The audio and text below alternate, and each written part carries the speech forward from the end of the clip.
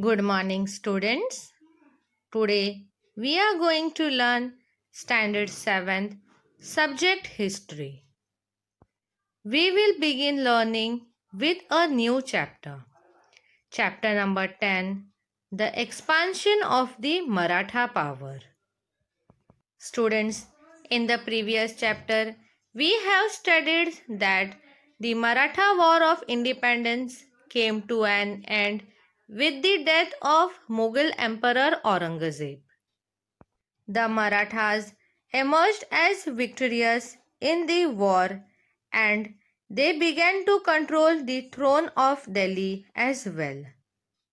Later on, the Marathas ran the affairs of almost all the parts of Hindustan and also protected it. But students, at the beginning of the Maratha War of Independence, the Mughals were on the offensive side, whereas the Marathas were on the defensive. It means the Mughals were attacking on the territories of the Marathas, while the Marathas were defending or trying to give reply to the Maratha attack. However, this situation did not last for longer time. This situation was reversed at the end of the War of Independence. After the completion of the war, the mighty Mughals were thrown on the defensive side against the Marathas. The Marathas powerfully won the war against the mighty Mughals. Students, in the later half of the 18th century, the Marathas subdued or conquered over the Mughals and also extended the Maratha power to cover partially the whole of India. In this chapter, we are going to study about the expansion of the Maratha power in India. Soon after the death of Mughal Emperor Aurangzeb, his sons began to struggle. After the death of Emperor Aurangzeb, there ensued a struggle among his sons for the throne of Delhi. All the sons of Aurangzeb wanted to take his place and become the next Mughal emperor. At that time, Prince Azam Shah was in the south of India. At once, he marched towards Delhi to seize the imperial throne of the Mughal emperor. As soon as Prince Azam Shah reached Delhi, he declared himself as the next emperor. After becoming the emperor, Azam Shah wanted to recapture all the territories that were earlier under the rule of the Mughals. For that purpose, he felt the need to defeat the Marathas.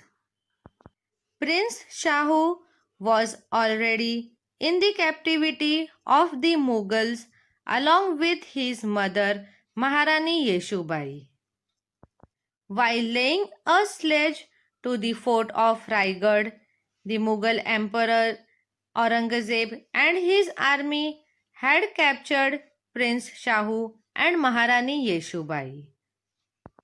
Emperor Azam Shah believed that if Shahu Maharaj was released, then there would arise a conflict or a battle between Shahu Maharaj and Maharani Tarabai for the Gadi of the Maratha Chhatrapati.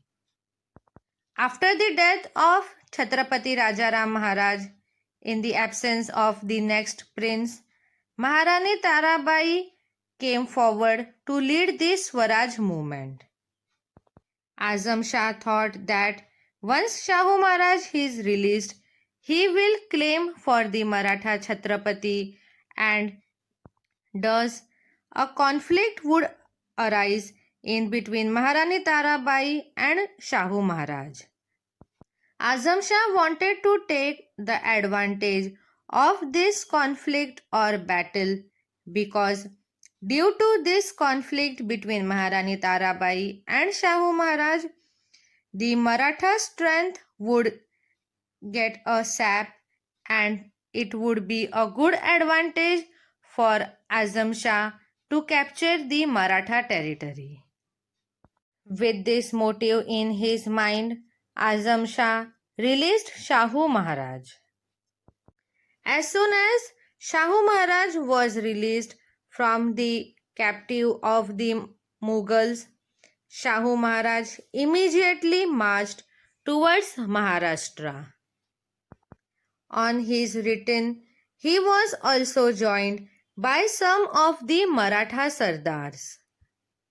But Maharani Tarabai did not accept the claim of Shahu Maharaj on the throne of Chhatrapati.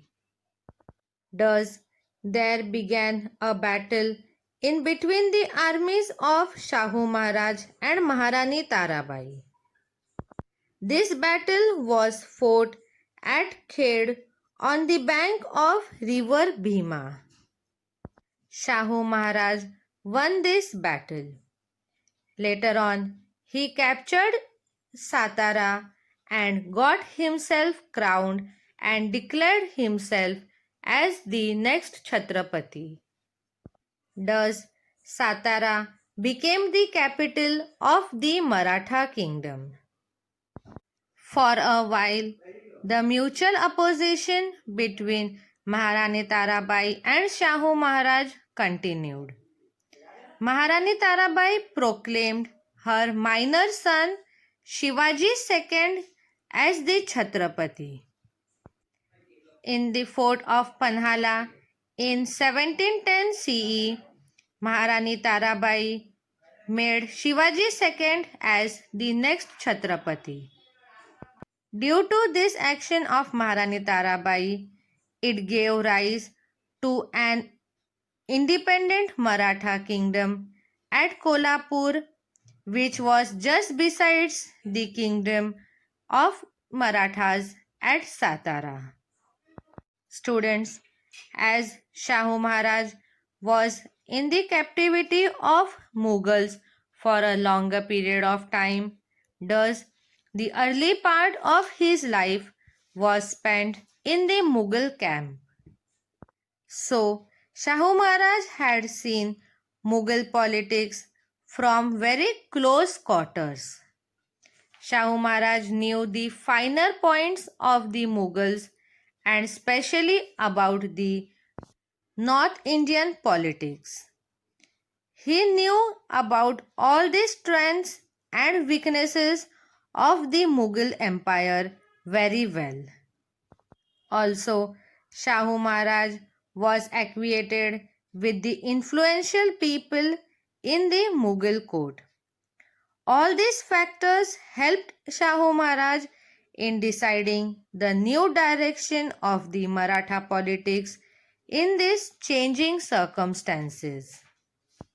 Students, the successors of Aurangzeb, that is, the next Mughal emperor, had given up his policy of destroying the Maratha power. So, the Marathas adopted a new policy. Instead of fighting with the Mughal powers, the Marathas decided to protect the Mughal power and also to expand their own Maratha empire in that role. Students, the Marathas believed that restoring an old temple is as good as building a new one. Also, towards the north, the Mughal power of Delhi faced the threat of the Irani and the Afghani invaders who had come from northwest, and also they faced the opposition of the local Pathans, local Rajput, Jats, and the Rohilas rulers. The internal competition and the tussle in the court had also weakened the Maratha power. Due to all of these things, the Delhi court needed the help of the Marathas. Also, the Marathas decided to help the Mughals in overcoming all these problems. Balaji Vishwanath. After the release of Shahu Maharaj by the Mughals, Shahu Maharaj made Balaji Vishwanath a Peshwa. Balaji Vishwanath hailed from Srivardhan in the Konkan area. Balaji was competent and experienced. He had convinced many other Sardars that Shahu Maharaj was the real heir of the Maratha Empire and made all those Sardars to join hands with Shahu Maharaj. Kanoji Angre was the chief of the Maratha navy. Kanoji chose to side with Maharani Tarabai and also attacked the territories of Shahu Maharaj. These sudden attacks by Kanoji gave rise to a very difficult situation for Shahu Maharaj. Under these circumstances, Shahu Maharaj sent Balaji to fight against Kanoji Angre.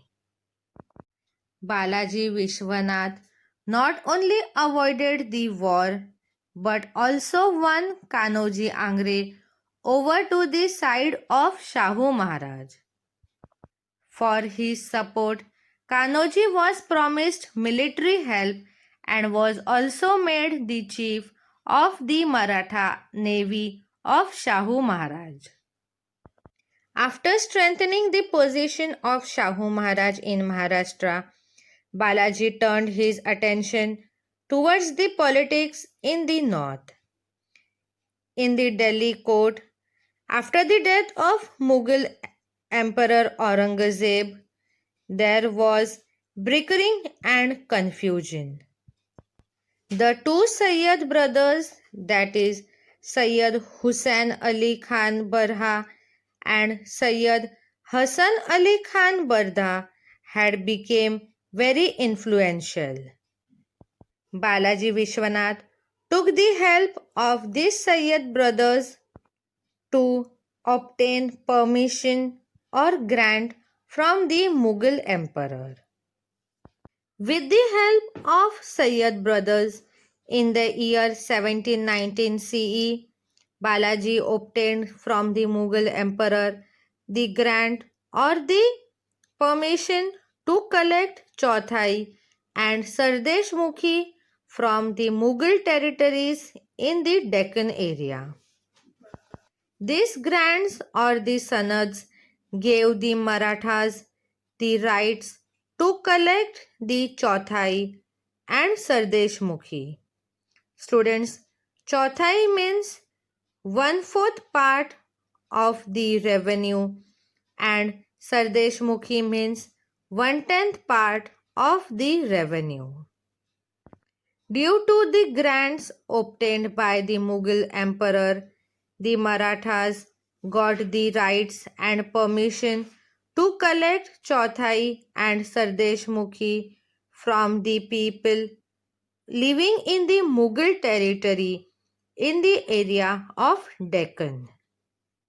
So students, this is how slowly and gradually the Marathas began to expand their power even in the areas which were under the rule of the Mughals.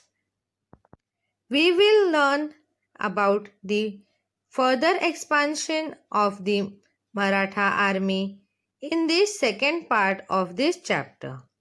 Thank you.